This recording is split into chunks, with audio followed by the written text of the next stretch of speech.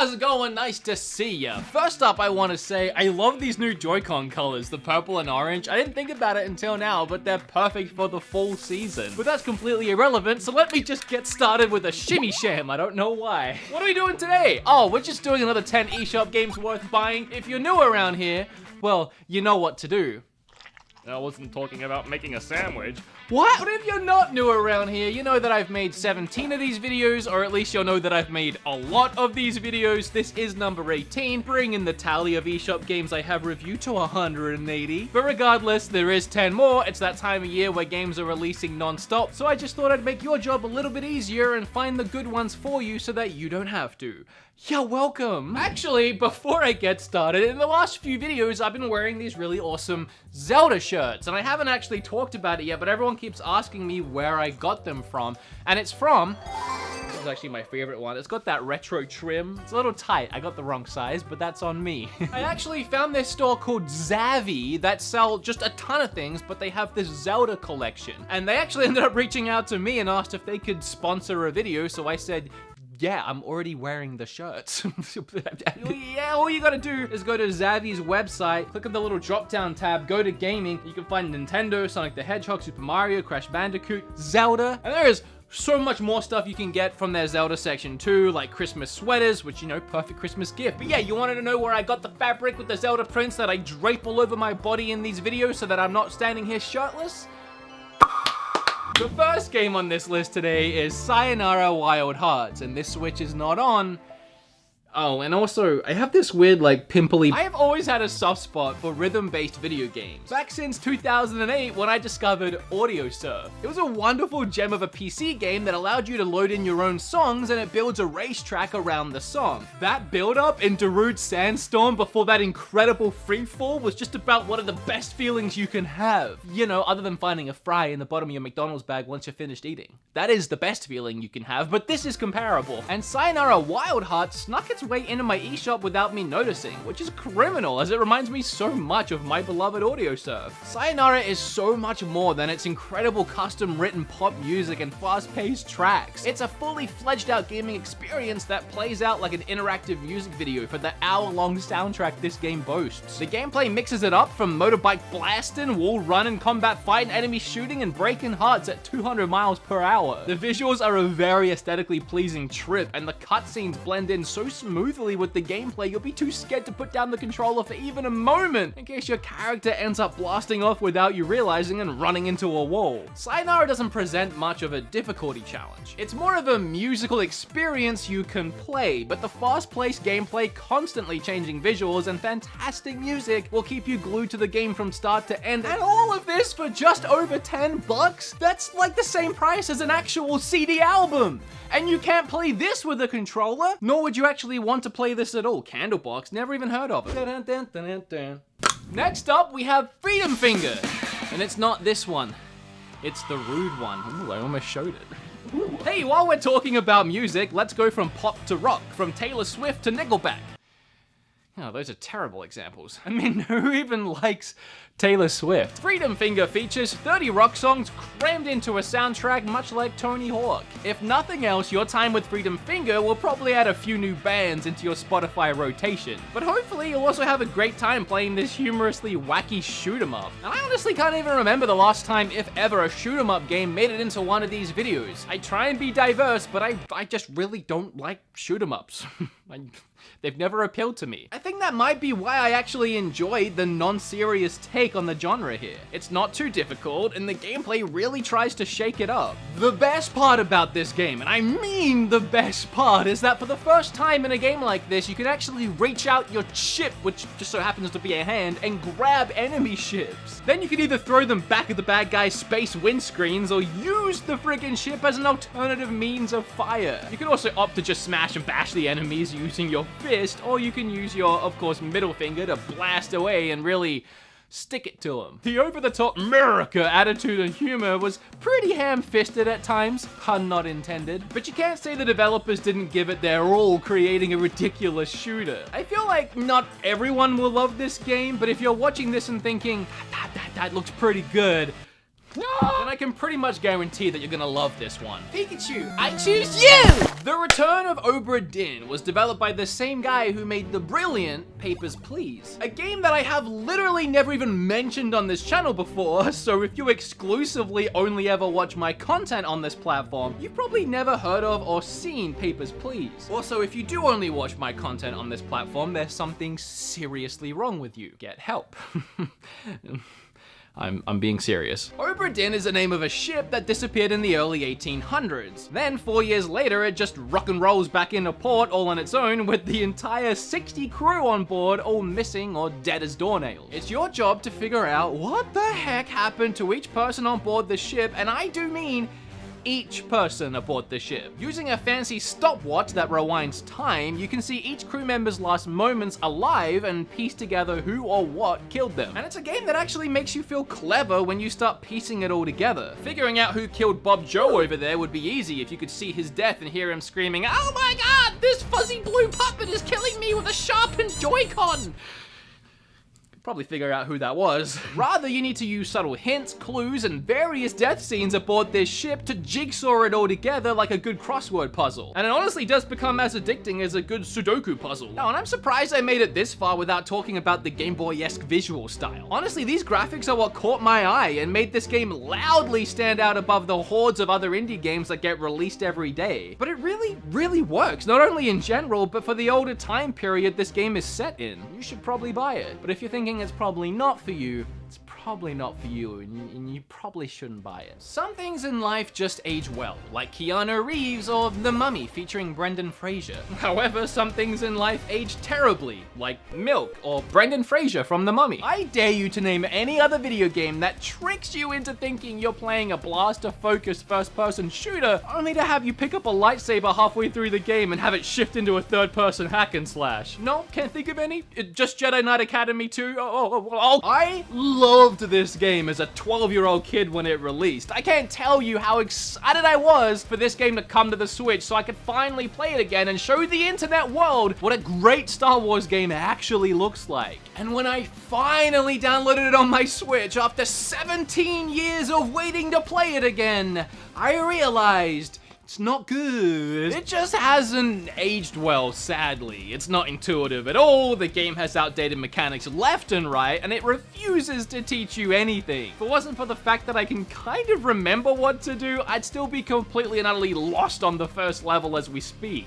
But I still had loads of fun replaying it, especially in the last half of the adventure, throwing my lightsaber like a boomerang and reliving some of the best lightsaber duels of my childhood. But for newcomers, I would honestly avoid this one. I mean, I've wasted $10 on much worse things. I mean, at some point, Kim bought a Candlebox album, so I mean, what? Are you talking about my Candlebox? Yeah, well, I told you to grab me the most ridiculous album you had, and you got me this, so I assumed it was bad. Not bad?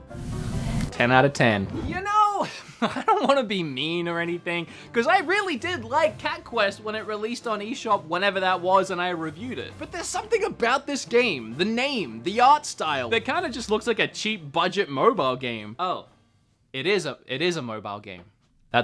Well, regardless, despite how it looks, the first Cat Quest was honestly a really great game, and now it has a sequel that's even better. To start with, they added 2-player co-op into this cutesy action-adventure RPG, which is cool, and they also added a Pup-Pup as a playable character. So really, they should have changed the name to Cat and Dog Quest instead, which is somehow an even worse name. In Cat Quest, you have a pretty decently large open world to explore, filled with dungeons, exploration, quests, and it also has cute enemies to hack and slash all over. The combat is also decently fleshed out, with sword slash and dodge roll and magic blast in, both active and passive spells, character customization, new weapons, and items scattered throughout the world. The game is so fast-paced that it's just easy to get glued to the Switch screen doing quest after quest. And for another low price of $10 game on the Switch, it's worth trying out. And I'm not kidding around. I'm sorry, that joke was a catastrophe. If you've watched these videos before, you'll know that I try and save the best one, or at least my favorite one, until the end. So the fact that we're still 3 games away from the end, and I'm talking about Ori now, says a lot about the quality of games in this video. It's extremely, interesting to me that arguably the best Xbox One exclusive game there was is now on Nintendo Switch, and yet it's just one of the many incredible games the Switch has in its library to offer. And it's in no way a jab at Ori at all. The game is perfect and I absolutely adore it. It's just a jab at Xbox's terrible video game library. Sorry.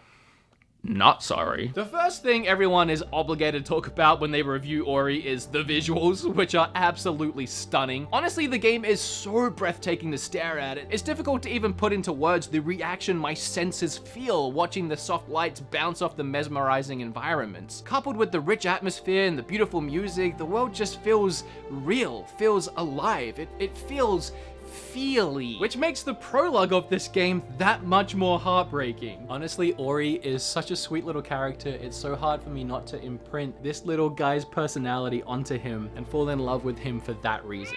The controls are so well designed, and the exploration, the platforming, the combat is just such a smooth delight to play. Ori's strong storytelling will keep you invested if nothing else, especially with its surprising plot twists. The world's light has been diminished, and you as Guardian have been stripped of your powers and your loved ones, and now it's your job to restore light in the world and have a wonderful time doing so. It is a must play of our generation. G-Fuel!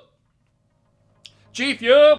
Overland. Aesthetically, Overland had me hooked from the moment I laid my peepers on those small squares of land floating suspended in empty space, and then the squares themselves filled with minimalistic design characters, animals, buildings, cars, and invading aliens. Or creatures. It's not clear, doesn't really matter. Touch them and they kill you. They want to demolish you and they erupt from the ground as soon as they hear any kind of noise whatsoever. It plays as a strategy game and it's absolutely brutal and unforgiving. Maybe even too much so, unless you really crave a challenge. You start with 2 characters. If you're lucky, one might be a good boy, little pop. And your plan is to road trip across the United States to escape whatever the heck that thing is. Unlike most strategy games of this nature, you should probably just avoid combat at all costs. Every single step you make counts, and one wrong move could be the end of your entire playthrough, and I'm not over-exaggerating. And it doesn't help that you have extremely low inventory space. If you have a vehicle, you can throw a couple things onto it, but on your person, you'll be lucky to find a character that can hold more than one item. And if you find much needed gas, you better hope that whatever you are carrying, you can afford to drop it and probably lose it. It's frustrating, and honestly, I find it unrealistically challenging. But that does make successful runs through the game that much more thrilling, so it's a catch-22. If you're wounded and you can't heal, you're doomed. If your car explodes or you run out of gas, you're doomed. If you misclick and make a mistake, yeah, but there's just something about this game that makes me want to keep trying and playing, and that something is probably the fact that it's a good game. Also, side note that won't make it into the video, but for some reason I keep thinking about it. When I went to the DMV to get my license, I took my Switch and I was playing Overland the entire time, which was like 3 hours. Screw the DMV. Figure out if I like Knight's Quest or love Knight's Quest. Some of you are probably as sick of hearing the word Zelda clone as you are seeing Zelda clones, and I don't think just simply calling a Knight's Quest a Zelda clone does it any kind of justice, as it has loads of its own spunk and personality, but I mean ultimately, it's what it is. It's a Zelda clone. It almost feels like a parody of games like Zelda or platformers like 3D Mario games. It has a large open world filled with dungeons, towns, hilarious characters, and various locations to explore, and well, honestly, it looks pretty dang gorgeous as well. Much like Breath of the Wild, you're able to go anywhere you want right from the start of the game, but unlike Breath of the Wild, that climbing involves a lot less of just grabbing all over stuff and going straight up until you run out of breath and end up falling back down again, but rather in a Knight's Quest, it's a lot more platforming, jumping. The combat is very Wind Waker-like in style. It's not amazing, but it gets the job done. And rather than finding items to complete puzzles and dungeons and throughout the world, you gain spells you can use instead. A Knight's Quest seriously impressed me. Initially, I was worried about the $25 price tag, but the time I spent exploring this brand new world and completing its dungeons alone was well than worth the price. Remember when everyone was oohing and ahhing over Slain Back from Hell or Back to Hell or whatever it was on Nintendo Switch? I do.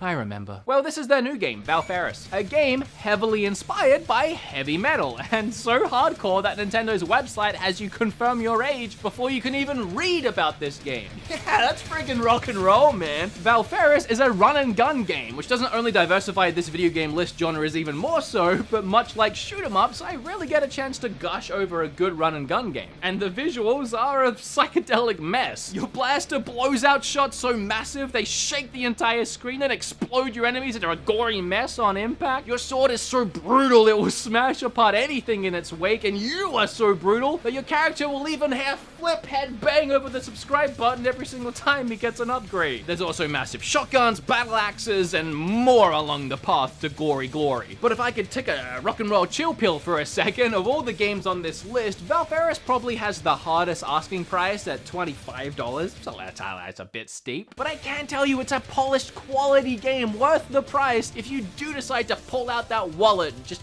freaking make it rain on this quality game. The level designs are well thought out and stay fresh throughout the entire game, and hey, guess what? The music is frickin' roll. Listen to this.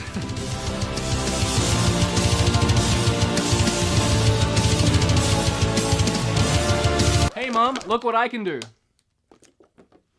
Loosey-goosey, for some reason, a tiny game about an even smaller goose took the world by storm and captured the hearts of everyone. I don't think there's a soul in the gaming world that hasn't at least heard of Untitled Goose Game, which just goes to show that no matter how simple, strange, or obscure a concept may be, if you take the time to make a fantastically fun video game, people will be drawn to it. At this point, you not only know more than enough about this game, but also that it's obviously worth buying, but for some reason, some people like to just hear me talk about video games they like and at least acknowledge their existence.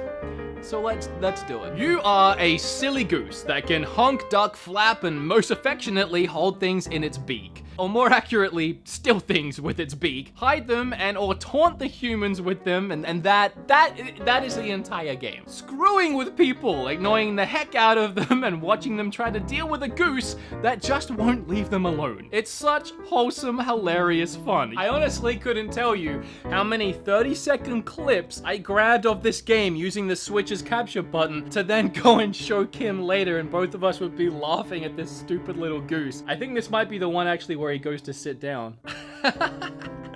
It's just so stupid, because it looks like it's what a goose would do. The game not only manages to capture Nintendo's own inherent innocence in their games, but also it's just the perfect game to pick up and knock out a few to-do tasks and then put back down for later. Or, and this is actually my only complaint, finish it in one sitting, because it's only about a 2-hour game, unfortunately. It does have quite a bit of replay value, to be fair, but 2 hours, it just left me wanting more. I can't fathom it, but I just love that this tiny 2-hour adventure about a tiny goose ended up becoming a solid reason to own a Nintendo Switch. There's another 10 games, totaling 180, can you friggin' believe it? Just like Valfaris, make sure you head bang, hair flip all over that subscribe button, smash like on this video because they take so much effort to make. If you want to keep seeing them, you have to keep liking them. You want to buy a little t-shirt? Like this little retro Zelda t-shirt? Look at this thing, look how cool it is. You obviously sweaties because it's the sweater time of year, why not? I really do hope you had fun here today.